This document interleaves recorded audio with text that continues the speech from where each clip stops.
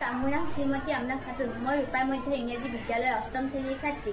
আজি আমি বিকশিত ভাৰত বিল্ডেথনৰ আইডিয়াৰ প্ৰস্তুতকৰণৰ আত্মনিৰ্ভৰ ভাৰত থিমটোৰ অন্তৰ্গত লাইফষ্টাইল ফৰ এনভাইৰনমেণ্ট বিভাগৰ অধীনত এই ভিডিঅ'টোৰ জৰিয়তে আইডিয়াৰ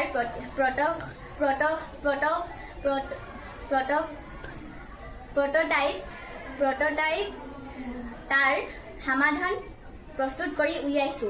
আমাৰ টিমটোৰ নাম হ'ল কলাগুৰু।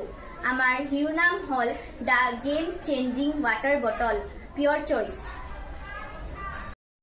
এই প্ৰটোটাইপে এক পৰিৱেশ অনুকূলনৰ পাতল দেৱালৰ সৈতে ডিজাইন কৰা এক দীৰ্ঘস্থায়ী কাঁচৰ বটলৰ ওপৰত গুৰুত্ব প্ৰদান কৰে, যাতে প্লাষ্টিক সামগ্ৰী বা বটলৰ পোৱা পানী প্লাষ্টিকৰ ব্যৱহাৰ ঘৰুৱাভাৱে আৰু ঔদ্যোগিকভাৱে কম কৰিব পাৰে।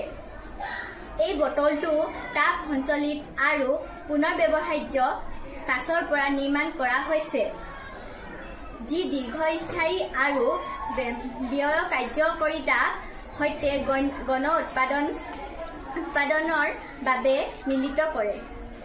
সমাধান হ'ব মূলতঃ যে পৰিৱেশৰ ধ্বংসাত্মক আৰু প্ৰদূষিত প্লাষ্টিকৰ বটলৰ বাবে সেউজীয়া আৰু